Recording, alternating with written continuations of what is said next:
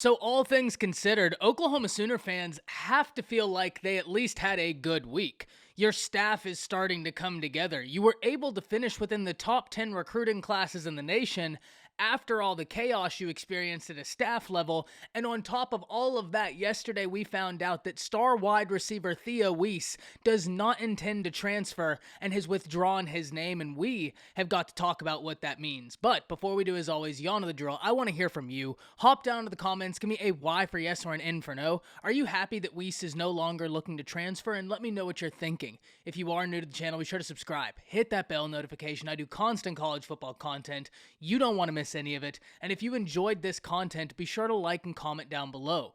Those interactions, though they may seem small, are really massive to content creators such as myself in both getting picked up and maintained by the YouTube algorithm. But with all that being said, we've got a lot to talk about, and I'll start with the Theo Wease story.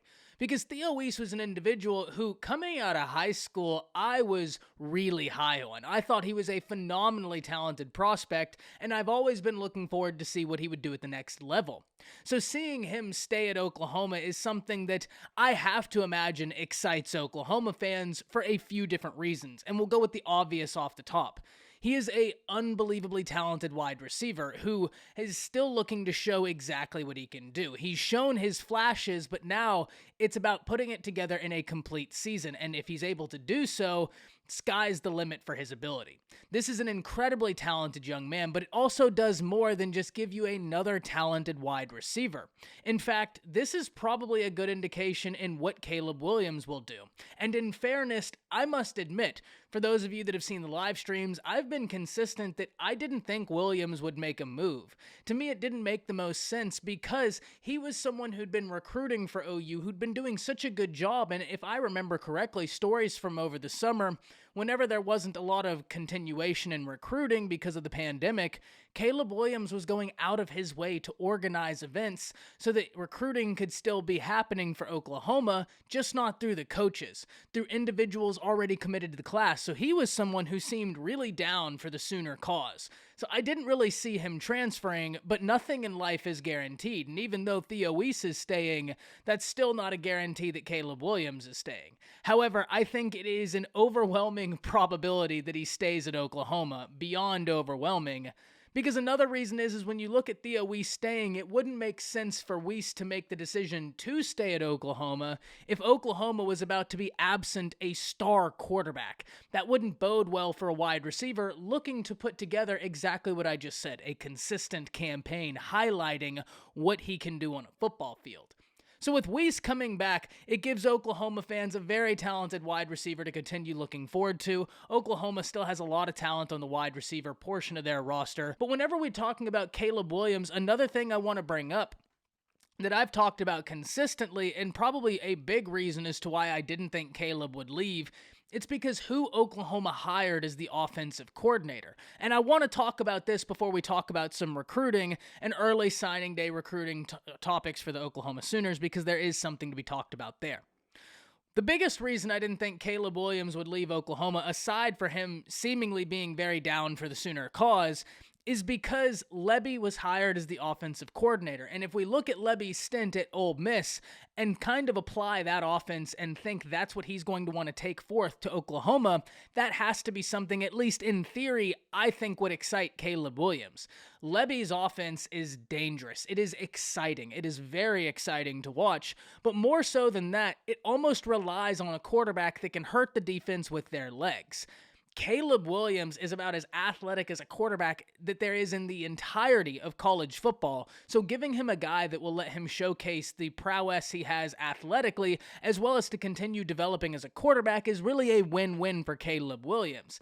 And so when Lebby was announced as the hire, I thought, well, that's a great offensive system if I'm trying to keep Caleb Williams. That's actually the exact offensive style I would have been going out and looking for. And that's why I said, from a schematic standpoint, I think Lebby had to be someone that excited Oklahoma players, Oklahoma fans, because of the type of offense we expect him to look to run. And I think that's a large reason as to why Caleb Williams would look to stay with the Sooners. He's been down for the Sooners. He's now going to have an offense that's going to showcase his ability. Not saying he didn't with Lincoln, but it's going to be a continuation of an offense that allows him to continue putting together a lot of positive film And then finally, you get Theo Wease coming back, so you're not losing out on any weapons. So, it seemed to be a perfect package in that aspect for Sooner fans. We're still looking at who some of the vacancies on staff will be filled by. That's something we're going to keep checking in on. And now, I want to finish this out talking about early National Signing Day for the Sooners. Because as I said in the intro, this is something Oklahoma fans have got to be excited about. Or at least I can imagine you would be. I don't know why you wouldn't be. Because whenever Lincoln Riley left, there was an exodus of recruits that followed him, and I understand that's always a tough thing, but Oklahoma has rebounded very well. The hire of Brent Venables was one that made sense. From a relationship standpoint, everything about it just made sense. But Oklahoma has done well to get in the top 10 classes in the nation in recruiting right now.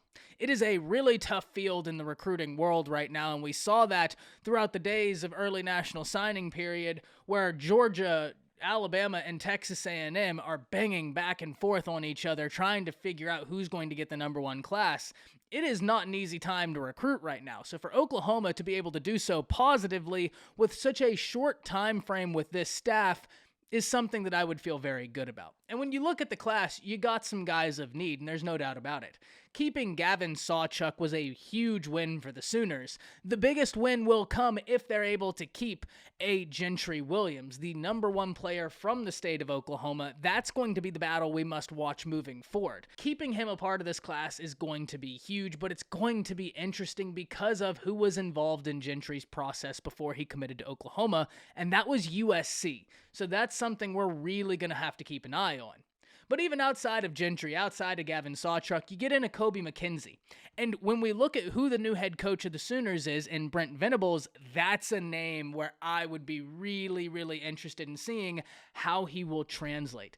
Kobe McKenzie brings an air of physicality that the Sooners desperately need if they want to continue righting the wrongs of their defense. And look, let's make no mistake, the Sooners' defense has continued to improve since 2018, but last year the improvement was not shown. I say last year, this year that we just got done watching, the improvement didn't come in the way many of us expected.